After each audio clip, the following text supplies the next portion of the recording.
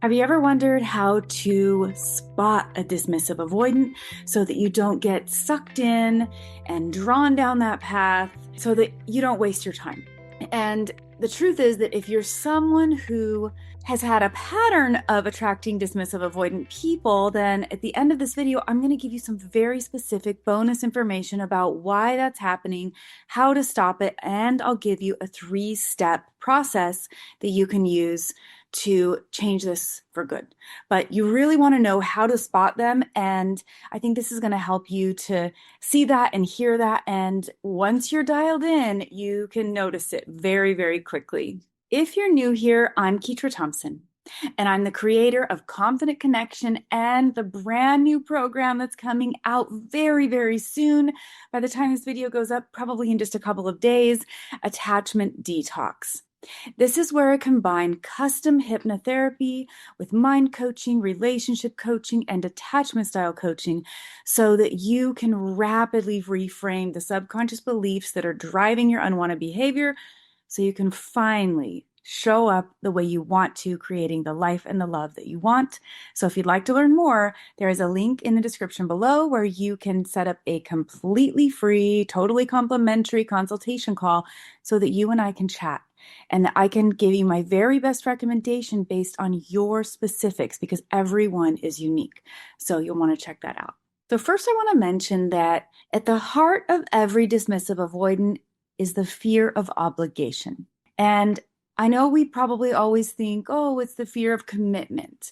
But what that means to a DA is they will be obligated. They will be on the hook. They truly believe that their value lies in what they do for people, in action-based behavior. And so they feel like if they commit, then they are now obligated to keep jumping through all the hoops of what other people want from them in order to make everyone else happy all the time. And what happens is they don't express their needs. They don't understand boundaries.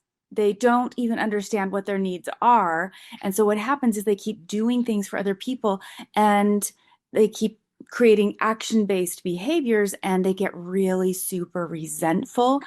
And it gets to a point where they just burn it all to the ground. And they use that built-up resentment as what they believe is a valid excuse for them to have burned it all down, and they absolutely bail and run away. And it's because of this fear of obligation with the deeper belief that they aren't going to be accepted or loved if they aren't doing for other people, if they aren't showing up a certain way. And instead of accepting their authenticity and communicating clearly, they don't even know. They're completely disconnected from their own authenticity, their own needs, and they truly don't believe that they can be loved for those things. And instead, that resentment sort of takes over. So let's look at some of the common things that you're going to hear them say, that you're going to experience their belief system that sort of comes out of them. You're going to see these things. And so not every DA will have every single one of these, but they will have several of them. And so it should be pretty easy for you to spot. Now, the first thing is they're very mad at their parents. Now, a lot of us are mad at our parents, or we think, I wish my parents would have been different. But they are angry with their parents without a desire to repair with their parents, and without the ability to see their parents from the big picture view of, hey, they were just doing the best they could with what they knew, with what their parents taught them. And there, of course, is the occasion where awful, terrible things happen, and you just think, there's no way to understand why someone did that. But for the most part, they don't have the compassion of looking at their parents and going, they didn't know any better either. Yes, I wish they would have done better, but they also didn't know any better. There's no real balance in the way they see them. It's just, I want to detach from them. I don't want to see them. They're a burden to me.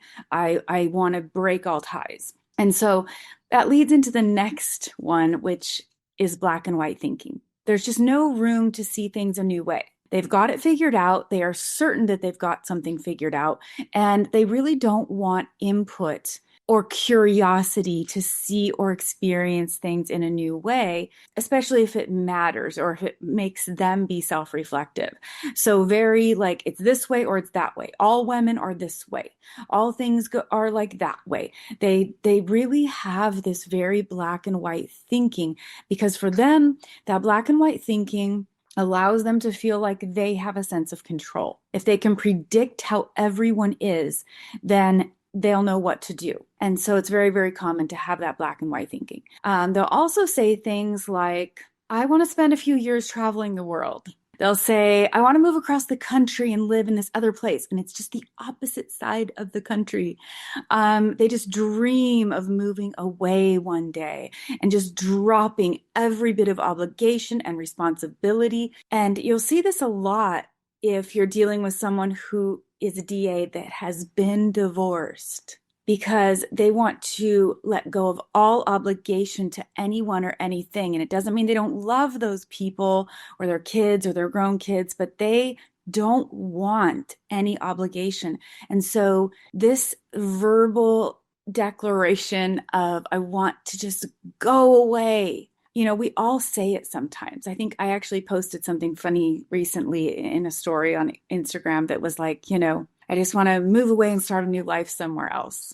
But when they are saying these things, it's because they don't want the obligation and they truly do want to run away. Now, most of them never will, because they are also risk management minded. And so being risk management minded means they have high cortisol and they are always like weighing all the options of something, and they're always thinking of the worst case scenarios. And so they're managing risk in their mind, risk with a relationship, risk with their work. Like they will not usually take a risk that requires them to like start their own business or any of that, because now they're tied to that. Now they're hooked in. And so they aren't willing to take that level of risk. Even if they say, oh, I wish I would have, I could have, they won't, because those kinds of commitments are just that. They are commitments, and they will reflect you to the world if you succeed or fail, and they don't want to be a failure. You'll also hear them say things like, I take a long time to attach, or there's no rush. Let's just enjoy and see where this goes. No pressure. And while that sounds really wise, that you shouldn't rush into anything, it's a sign, especially if a lot of these other things are showing up with someone, that they are going to reveal who they are and what they want. And a lot of those are going to be in very subtle little comments slipped in there. So they often will say, I don't think I believe in marriage. I don't think it's really necessary. I mean, maybe if my partner thought it was a big deal, like maybe, but I don't believe in marriage. I don't think it's worth it. I don't think we really need it. I mean, who cares? But you're going to hear that kind of stuff from them. And the difference with that in like a narcissist will be very different, because usually the narcissist, the one who wants to use you, they will believe in marriage. And they will be like, yes, I want to lock this in. And so it's a very tricky dance to see what someone really means and what they want from you. And that is why you do need to take your time and gather information and notice people's patterns and behaviors and consistency. But it's one of many statements that you'll probably hear from a DA. And all of this is so that they can temper your expectations. They don't want you to have too much expectation of them. And they don't want you to believe that they're going to behave in a certain way. So even if they had committed in the past with someone, like let's say they're divorced, they probably did it because the person was pregnant, because they were in their 20s and everybody else was getting married, all their friends, and they thought this is the logical next step. I should do this. There was some level of obligation there. And so they are tempering your obligation or your expectations of them by throwing these comments in there so they can always go back and say, well, I told you I don't believe in marriage, or I'm not a fan of marriage, or I told you that it takes me a long time to attach, or I told you, whatever it is. Like they throw them in there. So when people tell you things, believe them. They're revealing who they are. The other thing is that they're often busy all the time. They don't sit still. They can't just sit still. They don't sit with themselves. They can't just be. They're very action oriented, which is again what ties back to them believing that their actions are what makes them lovable and worthy. But even to themselves, they can't really justify being still and relaxing if they haven't earned it.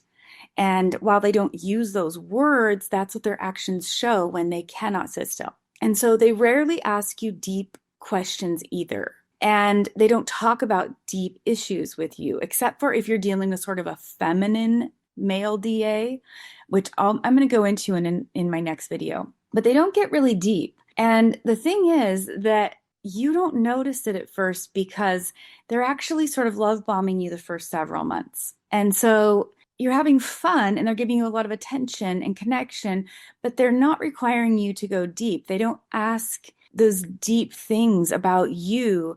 They want to keep it at a certain surface level. Even if they do share about their past or their feelings, there might not be a reciprocal curiosity about you. And deep down, they know they want to be loved. They desperately want to be loved, but they believe that it'll never happen. And so they actually self-sabotage themselves because once kind of shit gets real, they could step into authenticity. They could step into vulnerability and they could connect and create that bond that they so desperately want. But it's in that moment that every alarm bell goes off inside of them and it says, this is dangerous, too scary, push away. And so they create a self-fulfilling prophecy that it will never happen for them, because they sabotage every time that it could happen. And so the other thing about that is, especially if you're dealing with an older DA, oftentimes you'll see them really embracing the swinger lifestyle. And that curiosity about being a swinger, that no commitment also means no growth. No one's challenging them. They enter these kind of lifestyles because they get to have sex. They get to have fun, they get to have dopamine, they get to have a rush, but no one's obligating them to anything. No one's asking anything of them. No one's requiring anything of them. And sure as hell, no one's holding up a mirror to them that's going to force them to grow. So not only is there no commitment, but there is no internal personal growth required. And so it's very tempting to them because they keep running into this self-sabotage roadblock in any kind of real relationship. So why not just, go be a swinger? And so not all of them do this, but I'm seeing a trending pattern of this happening more and more. Men over 40 and 50 who are not doing the growth work needed to actually connect deeply. And because of it, their frustrations leading them in that direction. And so oftentimes the other thing you're going to hear is that they will blame their ex and they won't share what they learned about themselves. And so even if they say, well, I wasn't perfect either. I didn't do everything right either, but I put up with this for so long, blah, blah, blah. It's mainly focused on their ex. They aren't going, hey, I learned that I did this thing. I had this behavior pattern and it made her not feel safe and it made her pull back and it sabotaged our intimacy. And I don't mean sex, I mean connection. You're not hearing their self-reflection about what they learned. You're hearing how awful the ex was, and they might sometimes throw in, oh, well, I wasn't perfect. Sometimes I could be a jerk. But there's not a deep reflection about where they were lacking in their last relationship or marriage. And the other thing is they oftentimes only feel like they can bond on a deep level through sex. They've sort of cut ties to every other avenue of vulnerability, of communication, of connection, of deeply allowing themselves to be seen and seeing the other person, expressing needs. All these other avenues to intimacy exist, but they only see sex as the one area for intimacy. And so in a lot of relationships, that just becomes repulsive to a woman because she wants to connect on all of those levels. And so to be told, oh, you can only do it in this way, in this one capacity that allows me to use your body is repulsive. And so they oftentimes rely on sex too much. And it's not that sex is bad. You should have lots of it. It should be mutual. It should be all of that.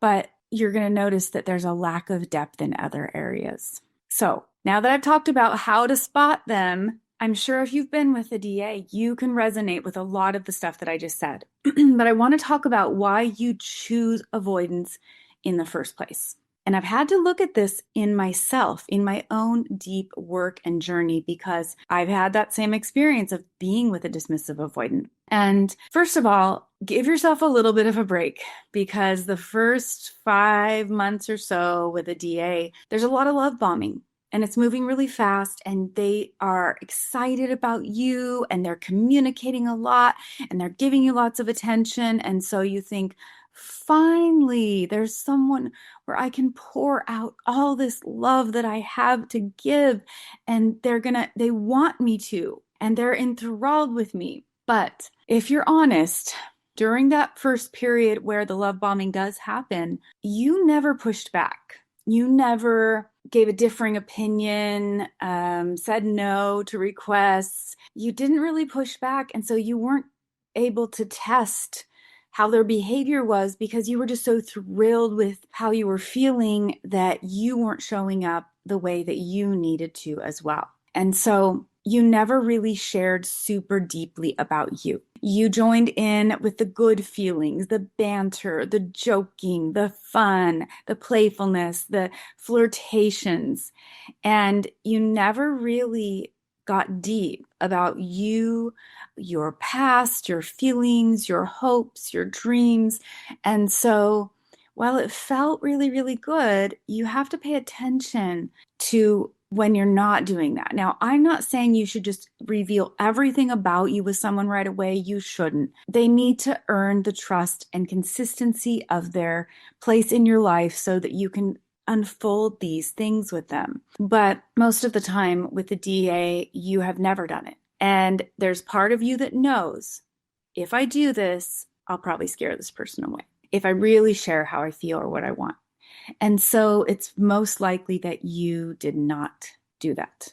So you want to pay attention to that in your pattern. And you didn't show them the real you because you already felt like they adored you, and they already adored you without you having to reveal all those things. So why would you risk it? Well, what you want to understand is that interdependence doesn't act like that. Interdependence is both people standing firmly on their own, which means they are on solid ground financially and emotionally. And then at that point, they still commit to being there for each other, to supporting each other, to being authentic and open with each other, and to doing it without betraying themselves. So what does that require? It requires self-reflection on a regular basis and vulnerability. It requires vulnerable communication and knowing that you're going to be okay with or without your partner, but still loving and adoring that partner and creating a safe place so that each of you can fully pour out your love and affection for each other without this feeling of needing the other person to save you or choose you or whatever. So interdependence is actually the goal. So what's actually happening that's keeping you from authentic interdependence is that you have subconscious triggers and fears around rejection. And these things are blocking you from stepping into your authenticity. Your subconscious mind is controlling over 95% of everything you think, feel, and do. And it's formed when you're really, really young, primarily birth to age 7, and then affected by other things that happen in your life after that. And so what we do in the hypnotherapy process is it's this really powerful tool so that you can go back to the subconscious programming that you formed early on. You can reframe that so you can shift from this self-protective or insecure attachment into a much more secure attachment style where you truly love yourself, where you respect yourself, where you're able to be fully open and vulnerable with the other person, because only then can you see if they have the capacity to be a secure partner that is also vulnerable, that is also open, that isn't being performative, that isn't afraid that they have to continually behave a certain way and jump through hoops to keep everyone happy instead of actually allowing themselves to be human. That's a big deal. So I want to give you some steps that you can take today. First of all, start getting vulnerable with your friends. And I always say there's 3 layers of communication. And here's my best example. The first layer is you are sharing with your partner, let's say that you went to lunch. So you go, oh, I went to lunch at this restaurant today with this person. Basic information. Level 2, I went to this restaurant with this person. I was super excited because we heard it was really great. Everybody was going nuts about it. I'm so glad we got to go. A little more detail, a little more personal. Third layer, I went to this restaurant with so-and-so. I was really excited because everyone thought it was amazing. And I'm so glad we got to go. But as I'm telling you this, I'm also a little nervous because I know I said I wasn't going to spend any more money going out to lunch. That is real-time vulnerability. Start practicing that with your friends about your present moment fears. And the more you practice it with the people that are in your close family, friends circle, the easier it's going to get for you to do that with the people that you connect with romantically. And so the next step is you want to look at what you are avoiding letting others see about you. We all do it. We all wear a mask to some degree and try really hard to present ourselves a certain way. And at some point, when you really are stepping into your authenticity, when you've done the work, that fear of what other people think goes away for the most part. And you're able to step into that authenticity. So look at what you're afraid of people seeing about you. What are you afraid of people thinking about you? These are the areas where you need to work on. And my new attachment detox program is definitely a good place to start. Now, this is going to be a program that is less one-on-one, but still has some, and is at a very much lower price point than my 12-week intensive sort of VIP experience. And so you'll want to watch for that attachment detox because that's exactly the first step that I would recommend people take so that they can detach from the belief system that is keeping them stuck and step into their authenticity without the shame, without the blame, without all of the self-loathing and the shoulda, coulda, woulda belief system. We want to get you out of that so you can finally feel free and so you can show up for an interdependent, really healthy relationship. So, of course, as always, if this content resonates with you, I would really appreciate it if you would click like and subscribe so you can be notified every time I post a new video. I really appreciate your support. And until next time, I hope you curate a life by your own design.